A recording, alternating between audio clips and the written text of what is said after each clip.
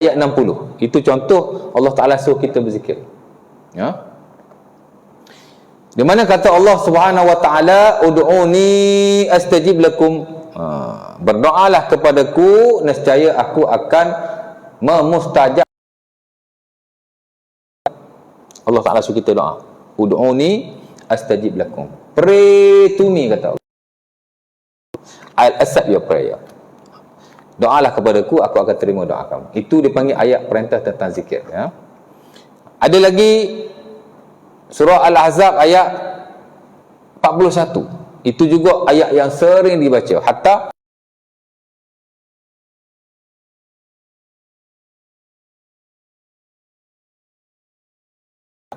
di mana kata Allah, ya ayyuhalladzina amanu dzkurullaha dzikran katsira wasabbihuhu bukratan wa 'ashiyya. Wahai orang-orang yang beriman, berzikirlah kepada Allah Ta'ala banyak-banyak. Ya ayyuhalladzina amanu dzkurullaha dzikran katsira. Itu kata kerja Allah Ta'ala suruh kita berzikir. Dua. Ya. Dan mungkin lagi ada ayat-ayat yang lain. Ya.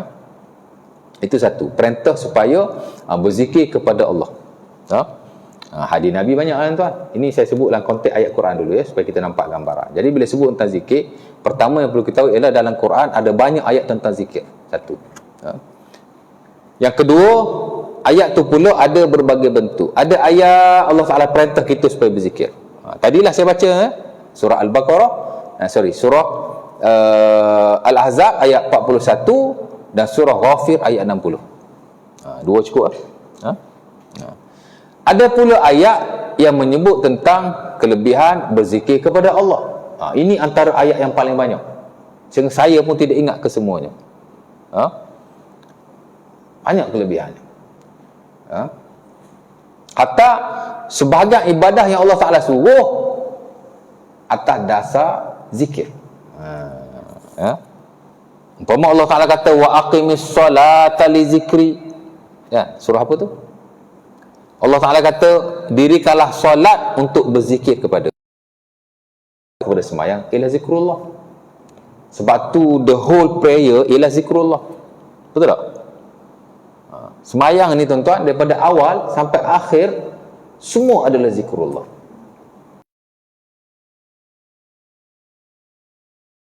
Cuba tengok. Boleh nak jawab, boleh nak minum air. Bismillah. Satu tempat je yang tidak ada zikrullah. Saya nak baca jugalah zikir tempat tu, ustaz. Dia kata tak ada. Mana boleh kita baca? Dah biar kosong gitu, tak syok lah kan? Mana boleh main syok-syok. Ibadah ni mesti ikut Rasulullah.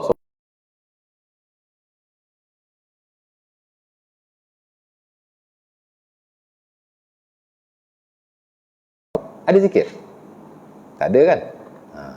Hak lain semua ada zikir.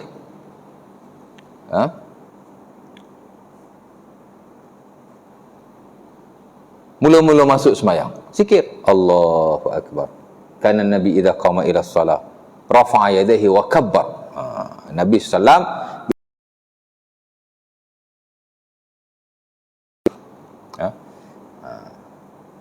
ada riwayat takbir dulu, ada riwayat angkat tangan dulu, ada contoh mana-mana lah ya. Ada riwayat belakang. Tapi nak cerita zikir lah ya. Lepas tu dah takbir,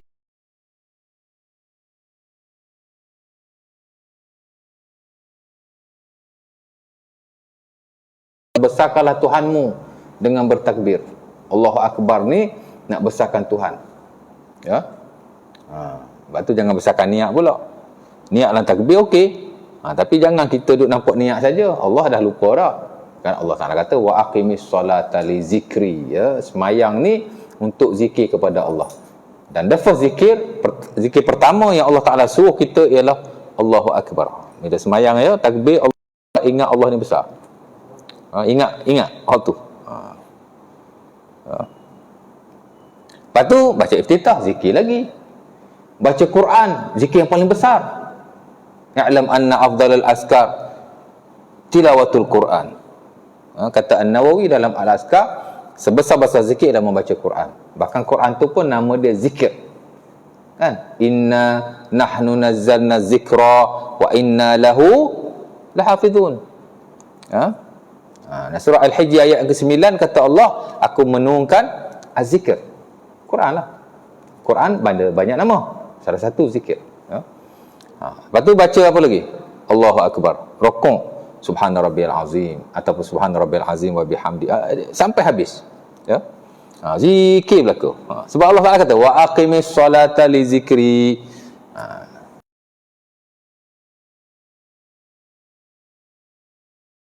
Nabi suruh berhenti sembahyang ataupun Nabi kata jangan sembahyang. Yusalli ahadukum nasyata fa idza na'asa aw fatara setengah riwayat falyattaja. Hadis Ummu Salamah dan Anas bin Malik yang diriwayatkan Sahih Bukhari. Nabi kata kamu hendaklah sembahyang dalam keadaan cergas. Jika kamu mengantuk atau penat, maka tidurlah. Dan setengah riwayat, maka berbaringlah. Mana tidur dulu. Tapi Zuhur tak semayang lagi, dah pukul 4. Semayanglah dulu. Ini cerita kalau terlalu mengantuk. Ya. Ngantuk sikit-sikit pun nak layan, susah lah. Memang kita ngantuk je kerjanya kan. Semayanglah dulu. Kalau tak semayang, takut terlepas. Itu tak boleh lah. Ya. Kena nyatakan juga kadang-kadang ni. Dia hari ni tuan-tuan, kadang-kadang masalah kita tak kisahlah mengajar di petang awam, hatta di universiti pun bila kita mengajar di media-media masa, kadang-kadang masalah comprehension. Tahu? Comprehension ni kita cakap tu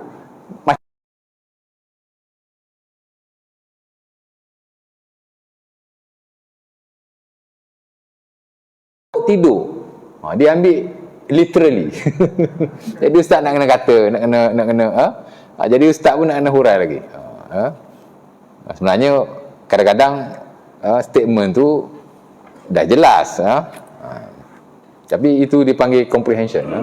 Masalah nak faham teks, nak faham statement tu. Sebab tu kalau tuan-tuan tak faham boleh tanya ya, jangan sampai ada masalah misunderstanding.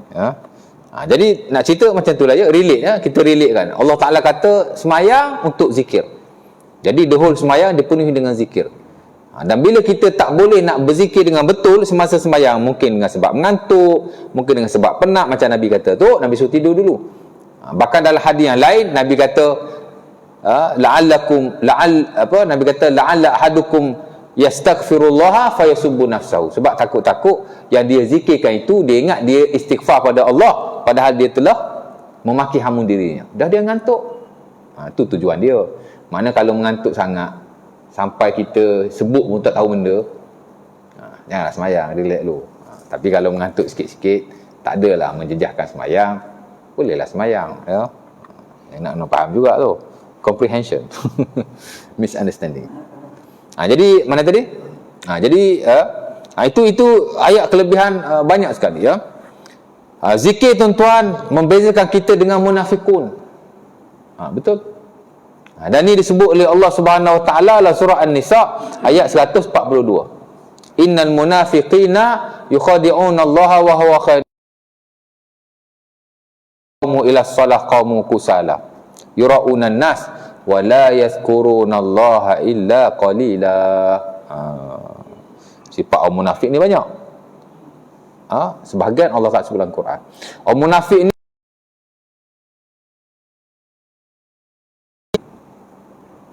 Allah pun menipu juga. Ya, dia menipu orang-orang yang menipunya. Beza tu. Yang kata Allah itu maha penipu, salah lah. Allah menipu orang yang menipunya. Ada sifat yang buruk yang Allah Ta'ala sandarkan kepada dirinya. Habis itu tak boleh sebut lah. Apa pula tak boleh sebut? Quran sebut. Tapi kepada golongan-golongan tertentu atau keadaan-keadaan tertentu. Kita tak boleh kata Allah menipu. Tapi kita boleh kata Allah menipu orang yang menipunya. Sebab Allah Ta'ala kata. Ya? Nak kena faham tu. Wa idza qamu ila shalah qamu kusala. Bila dia semayang, dia malas. Memang antara sifat orang munafikin ialah dia malas solat. Ya? Termasuk malas berjemaah. Ya? Tu kadang-kadang orang tak suka juga bila kita banyak sentuh tentang solat berjemaah. Ya. Zaman Rasulullah sallallahu alaihi wasallam, nak kenal orang munafikun ialah orang yang jarang mendatangi sembahyang berjemaah. Itu sifat dia. Dan disebut oleh Ibnu Mas'ud dalam Sahih Muslim. Bahkan Allah Taala sebut sendiri dalam Quran. Ayat ni. Wa idza qamu ila shalah qamu kusala. Bila dia sembahyang dia malas. Macam mana dia malas? Dia tak datang berjemaah. Itu jelas sekali dalam nanah yang sahih. Ya. Yang kedua, dia melengah-lengahkan sembahyang. Tak mendatangi berjemaah. Itu kadang-kadang kita pun berlaku juga. Kita lah, jangan cakap orang, kita kan. Ya. Sebab tu Allah Ta'ala alam, termasuk saya sendiri, ya, kadang-kadang bila kita sihat, kita tak adalah sibuk, kita pun tak penat bila azan pergi sembahyang. Tapi bila kita penat, terlalu penat lah, ataupun kita tak apa sihat, tak payah pergi. Tapi kalau Allah Ta'ala bagi segala-galanya, pergilah, ya. Dan orang yang malah mendatangi berjemaah adalah orang-orang munafikin, ya, pada waktu Rasulullah. Dan itu sifat orang munafik. Dia malah nak semayang, nombor satu, dia tak mendatangi jemaah. Yang kedua, dia melengah-lengahkan semayang. Orang munafik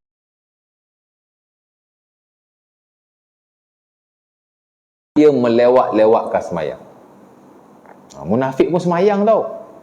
Sebab tu orang yang tak semayang lebih teruk daripada orang munafik. Tapi dia lewat-lewat lah, ya. Especially asar. Nabi semayang asar, dekat-dekat matahari nak tenggelam baru dia semayang. Ya. Yajlisu yuraqibu asy-syams fa idza kana baina qarna asy-syaitan yusalli fayanquru arba'an tuk-tak. Semayang cepat. Tu pun kira nak jadi munafik juga tu. Lepas tu jangan semayang dalam keadaan tergesa-gesa. Nabi marah sangat. Orang masuk semayang, guduk bunyi kaki kan. After semayang, Nabi marah. Nabi kata, hendaklah kamu mendatangi semayang dalam keadaan walaupun lewat, tapi steady. Steady. Tadi nak cerita malas kan? Dia tunggu matahari tenggelam, Nabi kata dia semayang cucak-cucak. Wala yazkurullah illa qalila. Dia tak ingat Allah melainkan sedikit. Jadi Allah Ta'ala kata dia malas semayang. Kemudian yura'unan nas. Dalam ayat ni Allah Ta'ala sebut tentang orang munafik. Pertama apa tadi? Innal munafiqina yukhadi'una Allah wa huwa khadi'uhum. Dia tipu Allah. Allah Ta'ala tipu dia. Ya. Wa idza qamu ila shalah qamu kusala. Bila dia sembahyang dia malas.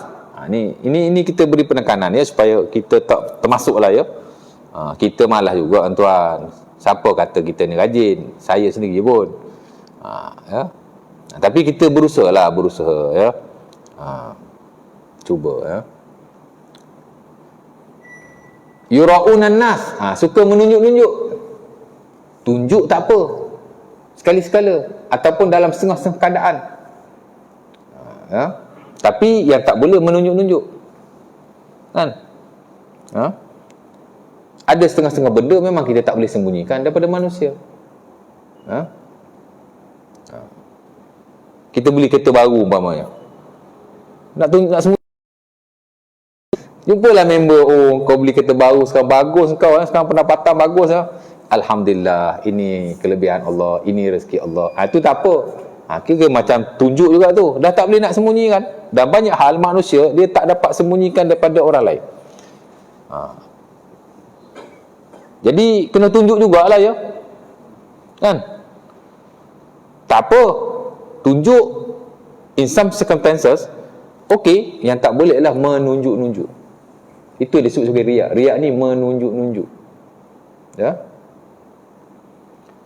Dan Nabi kata yura'unan nas, dia menunjuk-nunjuk. Banyaklah, ya. Boleh jadi tunjuk kat orang dalam perkara-perkara dunia, ya. Nunjuk-nunjuk dalam perkara-perkara dunia, ya. Ataupun dalam perkara ibadah menunjuk-nunjuk, tak boleh, ya. Dan akhir sekali Nabi kata wala yadhkurunallaha illa qalila. Dia tidak melainkan sedikit saja. Maksudnya orang yang tidak berzikir ni, dia dengan munafik ni lebih kurang. Itu kelebihannya, ya. Jadi orang yang berzikir dia terlepas daripada kemunafikan. Dua. Lagi, banyak lagi lah ya, kelebihan-kelebihan berzikir. Berzikir kepada Allah, pahala yang besar. Allah Ta'ala beri pengampunan. Adz-dzakirunallaha katsiran wa zakirat a'adallahu lahum maghfiratan wa ajran 'azima. Nah, surah Al-Ahzab ayat 35 kata Allah, orang yang banyak-banyak berzikir kepada Allah. Ni saya sebut dulu, banyak-banyak berzikir, banyak-banyak berzikir. Nanti the next dengan banyak-banyak berzikir kepada Allah. Ini sebut dululah perkataan itu, kerana ia adalah ayat Quran dan ia adalah hadis Nabi. Kita terjemah wording, perkataan.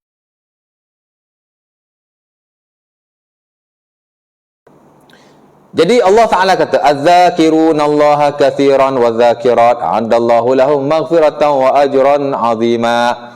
Salah satu kelebihan zikir juga, selain daripada hak tadi lah ya, terlepas daripada kemunafikan, apa lagi tadi?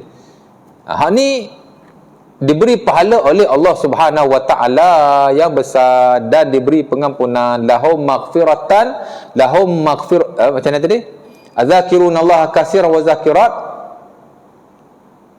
lahum adz-dzakirunallaha katsiran wa zakirat a'adallahu lahum maghfiratan wa ajran 'azima. Allah Ta'ala beri pengampunan kepadanya dan pahala yang besar. Masya Allah, ya. Nombor satu, dapat pengampunan. Ini kelebihan. Sebab itu Allah Subhanahu wa Ta'ala, tuan-tuan, dalam banyak hal, bila dia mensyariatkan ibadah kepada kita, dia memberi motivasi pula kepada kita. Ayat-ayat tentang kelebihan zikir sebenarnya ayat-ayat Allah Ta'ala nak memotivasikan kita supaya berzikir kepada. Dan begitulah dalam hak ibadah yang lain. Allah Ta'ala suruh semayang, banyak ayat Quran Allah Ta'ala motivasikan kita untuk semayang, dengan menyebut kelebihan-kelebihan semayang lah. Kalau zikir, kelebihan-kelebihan zikir. Jadi the purpose, tujuan Allah Ta'ala menyebut akan kelebihan, kebaikan, benda-benda yang disyariatkan ini ialah untuk nak memotivasikan kita. Pasal kita belajar dalam psikologi, tuan-tuan, manusia tidak cukup sekadar disuruh untuk melakukan sesuatu. Dan Allah Ta'ala Tuhan kita, dia tentu tahu akan keperluan diri kita, kan? Manusia ni kalau sekadar suruh saja, susah sikit. Dia kena ada satu reward untuk nak menjadikan mereka buat benda yang kita suruh. Paling senang kita suruh anak kita lah, kan? Tuan-tuan suruh anak-anak tuan-tuan main suruh aja, tak ada promise something. Ke tak ada anak-anak ni? Betul tak? Jadi ayat Allah Subhanahu wa Ta'ala sebut tadi, dapat begitu, dapat begini, kelebihan begitu, kelebihan begini, ia adalah reward yang Allah Ta'ala bagi. Purpose dia ialah nak memotivasikan kita. Isyak ke? Dekat kan? 8.40 kan? Jadi mana tadi? Pahala yang besar, tuan. Tuan-tuan nak pahala? Saya tak nak pahala. Saya hanya nak saya tak nak pahala. Saya hanya nak beribadah kerana Allah. Bukan kerana pahala. Kita beribadah kerana Allah, at the same time kita nak pahala Allah. Itu yang selari dengan nanas Al-Quran, yang selari dengan hadis-hadis Nabi SAW dan prinsip syarak. Sebab itu idea yang mengatakan bahawa kita tak boleh nak pahala lebih-lebih, tak boleh nak syurga, tak boleh nak itu, kita biar ibadah hanya kerana Allah, itu idea yang bercanggah dengan syarak. Unfortunately banyak disebarkan dalam ilmu tasawuf yang mendalam. Tasawuf first layer okey, tapi first second layer, third layer, biasa dia akan tanamkan unsur-unsur seumpama ini.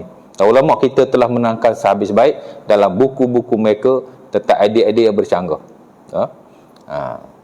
Nampak? Tak betul sama sekali. Kita mesti beramal kerana Allah, at the same time kita nak balasan Allah, kerana itu sifat orang yang beriman. Tuan-tuan baca surah As-Sajdah every morning Friday, Tuan-tuan tengok ayat yang ke-16 di samping ayat-ayat yang lain. Tapi satu ayat cukup. Allah Taala kata apa? Tatajafa junubuhum 'anil madaji'i yad'una rabbahum khaufan wa tama'a wa mimma razaqnahum yunfiqun. Allah Taala nyatakan dalam ayat ini antara sifat orang beriman ialah dia nak sangat-sangat akan balasan daripada Allah Subhanahu wa taala. Macam mana kita kata kalau beramal relate dengan syurga, relate dengan pahala, tidak ikhlas. And in worst circumstances, in worst scenario, dia kata syirik khafi. I am so angry. Kalau kait dengan syurga, jadi syirik. Beramal kerana benda lain sangat.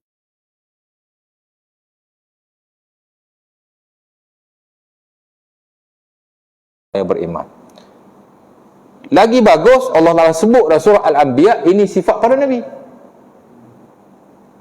Wa kanu yusari'una fil khairat wa yad'unana raghaban wa rahaba wa kanu bi ayatina yuqinun. Tak cukup sekadar sifat orang yang beriman, dia ada sifat para anbiya. Allah Taala kata para anbiya, para nabi dan rasul, dia cepat melakukan hal-hal kebaikan dan dia sentiasa berdoa kepada Tuhannya, benar-benar takut kepada Tuhannya dan benar-benar mengharap balasan Tuhannya. Jadi balasan Allah memang kita nak. Jangan kita buang.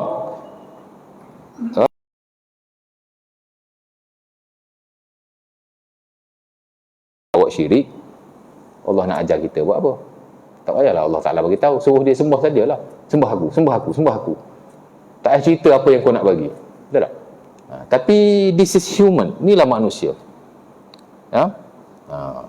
Dia sentiasa nak balasan di atas pekerjaan dia lakukan, then that is normal, itu naluri ataupun fitrah manusia dan Allah Ta'ala berikan. Apa masalah? Jadi tidak ada masalah sama sekali ya. Jadi saya relate tadi, ayat mana tadi ya? Kelebihan apa tadi saya sebut tadi? Lepas munafik tadi saya sebut apa? Kelebihan tadi zikir. Ayat mana saya sebut? Ayat apa Ji? Haji tulis tu.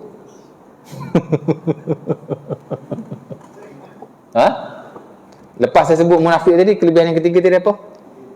Pahala yang banyak ya. Dia berikan pengampunan. Diberikan lahum maghfiratun, a'adallahu lahum maghfiratan wa ajran azima. Orang yang sentiasa berzikir kepada Allah, Allah Ta'ala beri pengampunan.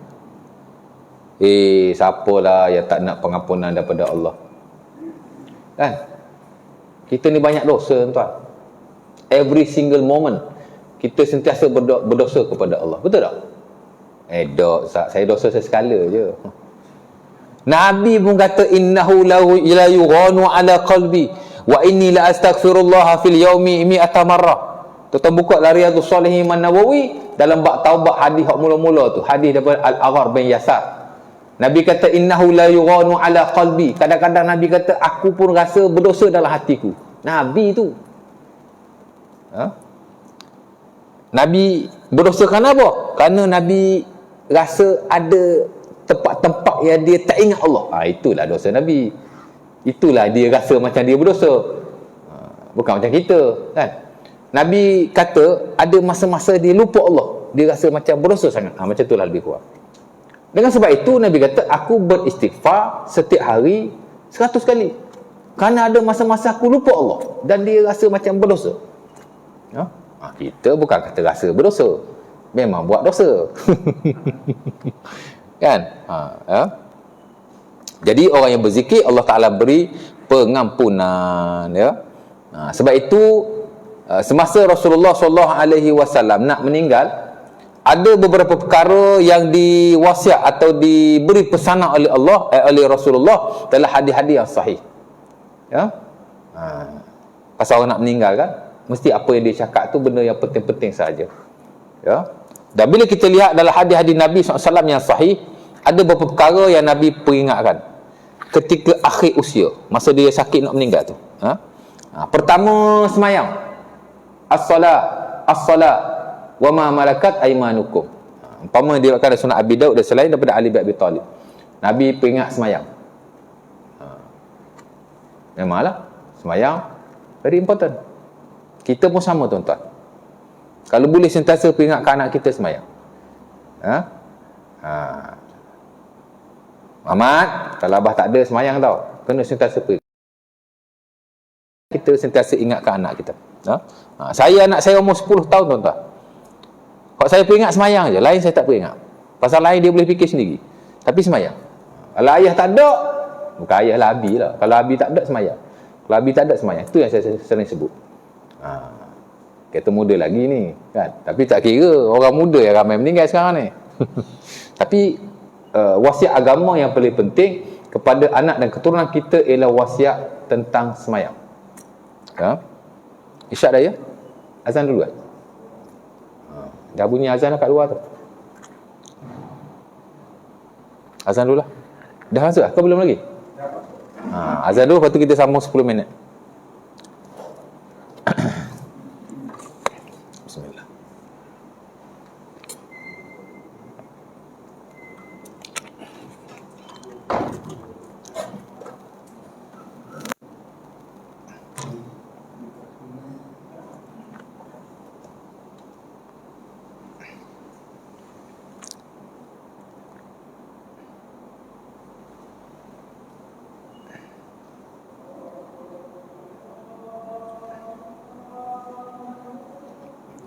Allahu Akbar, Allahu Akbar.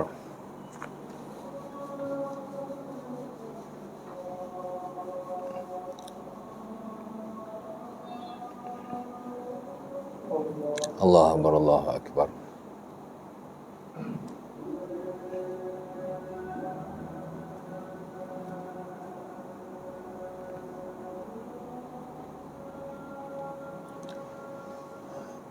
Asyhadu an la ilaha illallah.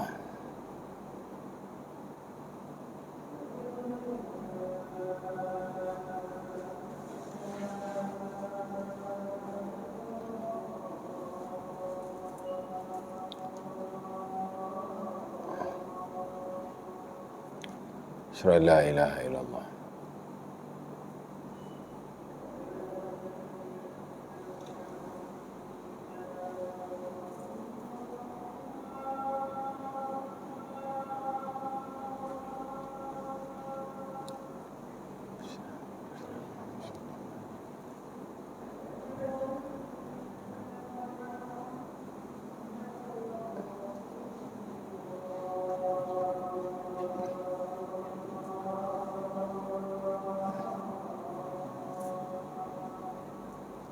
Asyhadu anna Muhammadar Rasulullah.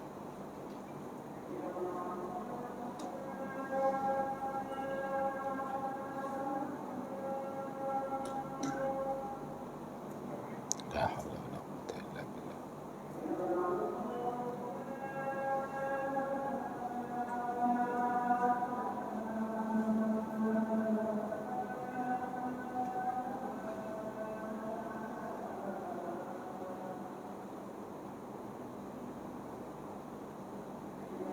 La haula wala quwwata illa billah.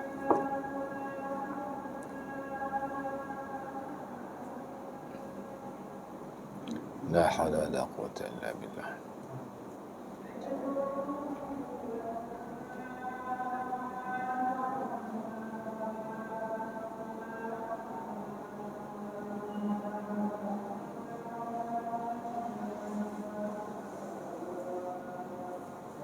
La haula wala quwwata illa billah.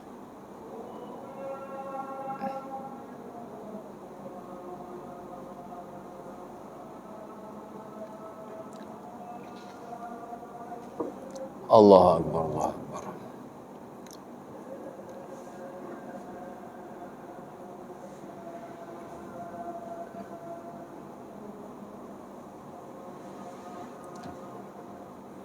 La ilaha illallah, Allahumma rabba hadhihi suratil qamati Muhammadan wasiyatan tabas. Allahumma inni as'aluka al-afiyah fid dunya wal akhirah. Allahumma inni as'aluka al-afiyah fid dunya wal akhirah.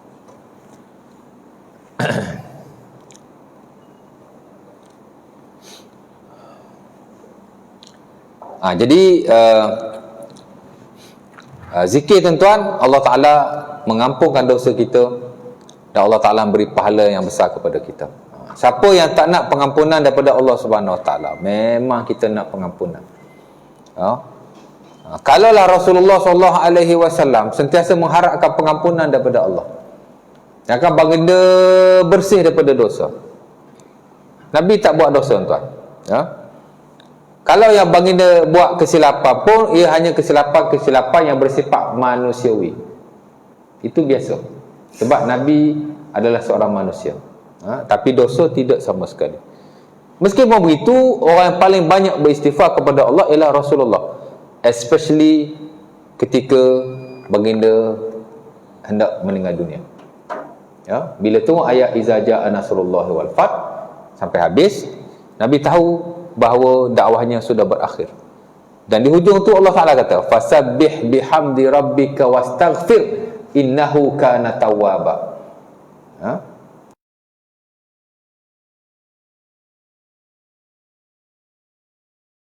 Allah Subhanahu Wa Taala. Ini ada surah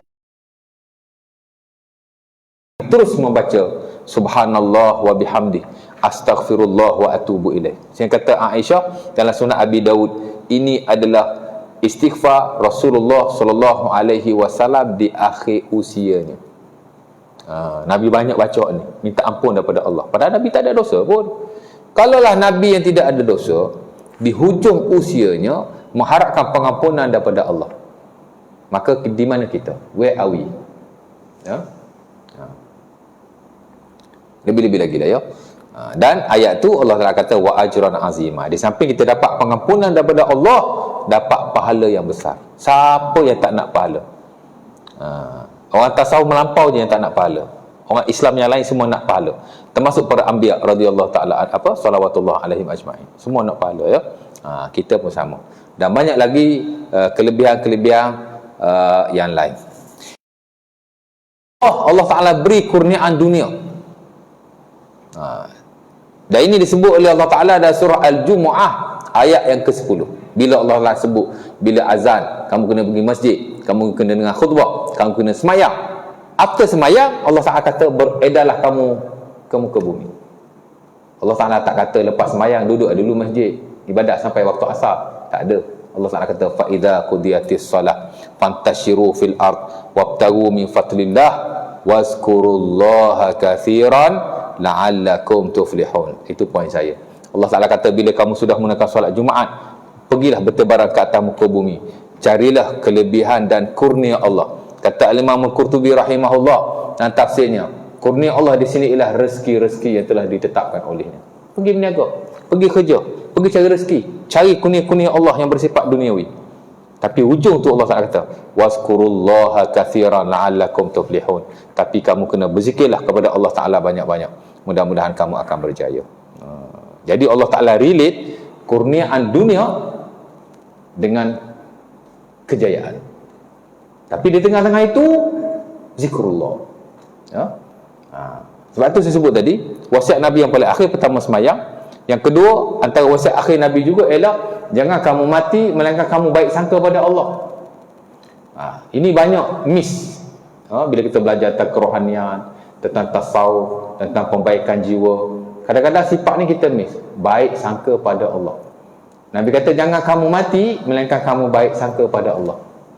Husnuzan billah. Kita hanya beri penekanan supaya baik sangka sama manusia, tapi kita jarang sebut baik sangka dengan Allah.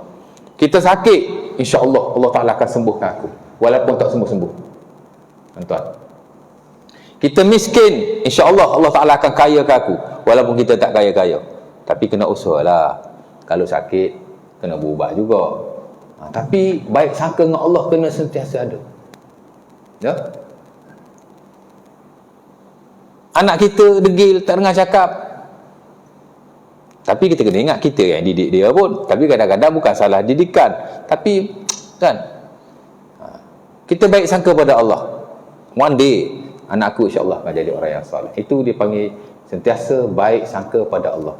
Kata Nabi, la yamutanna ahadukum illa wa huwa yahsinu dzanna billah. Lepas itu bila orang sakit nak meninggal, antara yang disunahkan kepada kita supaya kita ingatkan dia baik sangka pada Allah. Apa baik sangka ketika orang sakit? InsyaAllah aku akan masuk syurga. insya-Allah Allah Taala akan ampunkan aku. Itu baik sangka kepada Allah di hujung usia. Itu yang diajar oleh Rasulullah SAW. 3. 2 kan. Yang ketiga, Nabi juga larang supaya kuburnya dijadikan sembahan. Memang kubur dengan syirik dia dekat-dekat ya. Kemudian yang keempat, Nabi pesan supaya berzikir banyak-banyak. Dan ini disebut oleh Jabir dalam Sunan At-Tabrani dengan hadis yang sahih, di mana kata Jabir, akhiru kalamin faraqtu Nabi alaihi qultu ya Rasulullah ma habbul amali ila Allah faqala an yakuna lisanuka ratban bi zikrillah.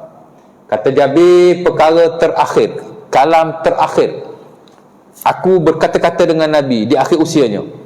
Aku pernah tanya Nabi, wahai Rasulullah, ni ujung Nabi nak meninggal kan, Jabir pergi tanya Nabi, wahai Rasulullah, manakah amalan yang paling bagus yang disukai Allah? Nabi pun jawab, sentiasalah lidahmu dibasahi dengan zikrullah. Ya, nampak?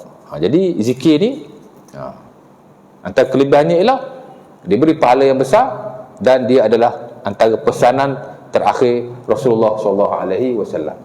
Jadi mungkin ada pesanan-pesanan yang lain, tapi yang 4 ni kira hak important dah. Semayang, baik sangka, apa lagi tadi?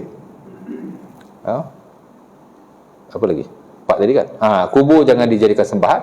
Dan keempat ialah supaya berzikir banyak-banyak kepada Allah Subhanahu Wa Taala. Di samping ada banyak lagi kelebihan-kelebihan lain yang mungkin saya akan sebut pada masa-masa akan datang. Saya akan selit-selitkan. Banyak.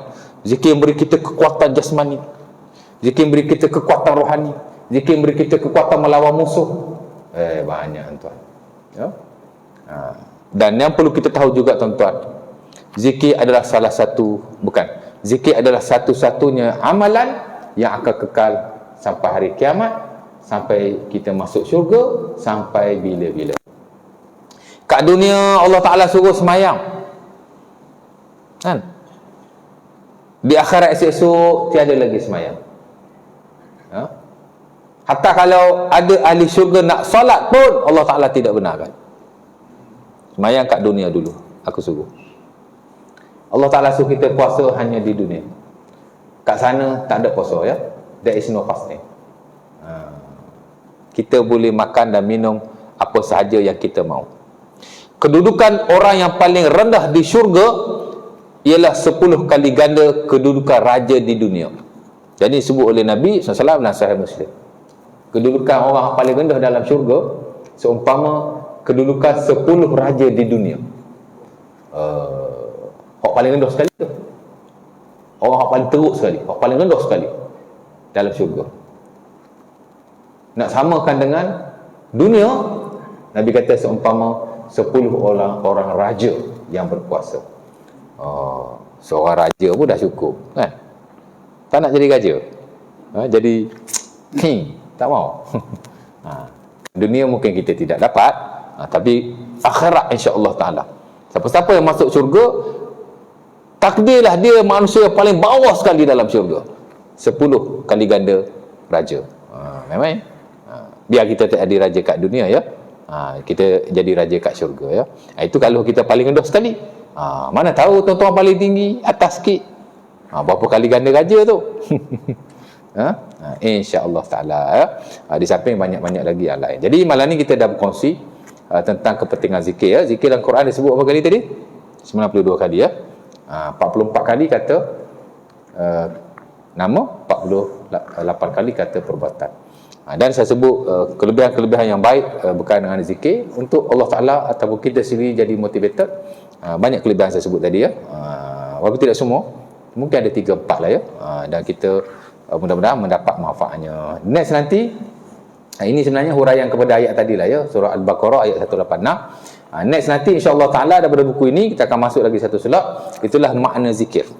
Apakah yang dimaksudkan dengan zikir secara bahasa dan secara syarak. Kemudian saya akan petiklah kata-kata ulama kita berkaitan dengan zikir dengan lidah dan zikir dengan hati. Mana satukah yang lebih afdal dan untuk kita amalkan, insya-Allah Ta'ala, mudah-mudahan ya. Jadi saya boleh berhentilah. Aku liqauli hadza. Kan dia nak tanya apa-apa? Tak ada ya. Mudah-mudahan aku liqauli hadza wa astaghfirullahalazim li